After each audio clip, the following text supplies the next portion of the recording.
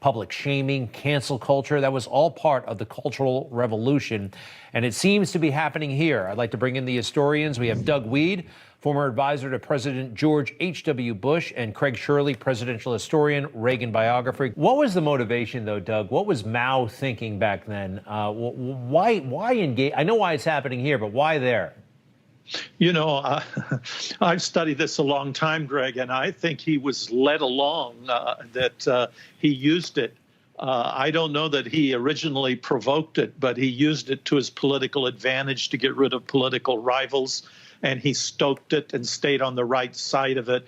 We've seen this type of extremism all through history at different points. I'm right, you're wrong, therefore I'm going to kill you. And it evolves into something terrible. We see it in religion, in every religion, in the Christian religion, in the Middle Ages, the trial of Michael Servetos, who was slow roasted by John Calvin's tribunal in Geneva because of a doctrinal difference over the Trinity. So that's what happens. And the seeds of that are here, and I'm afraid it's pretty far along. The only difference is in China, they would dig up the grave of someone they wanted to shame, and they would desecrate their corpse. That gives you an idea. Wow, I did not know that. And something else that's happening here, though, I know we have a lot of people scared, a lot of people keeping their head down, afraid of being labeled racist or not woke or canceled themselves. But we have a lot of people, especially those moms, like that woman we saw a moment ago, standing up and pushing back. And they're doing it publicly, and they're doing it powerfully, and they're doing it from the heart, Craig. Yeah, and they're doing it. They're pushing back, and that's good and that's important.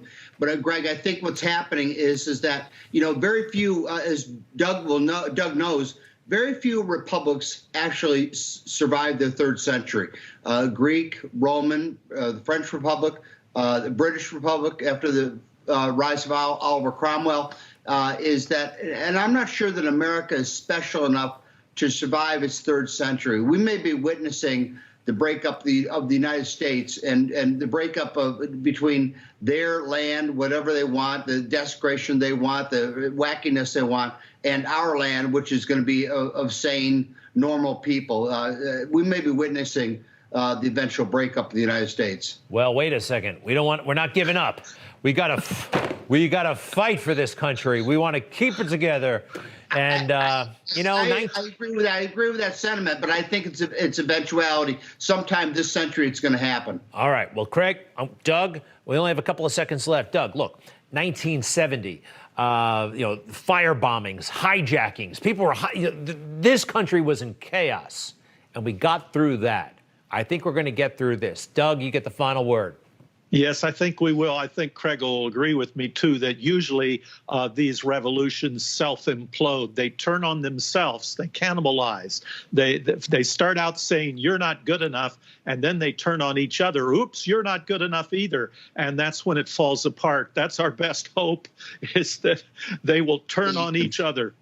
All right. Well, listen, I'm not giving up. I know you're not giving up. Craig, come on, hang in there, man. This is going to be great. It's a great country. You got 1,000 years left. I'll be right back. Gentlemen, you're the best. Thank you.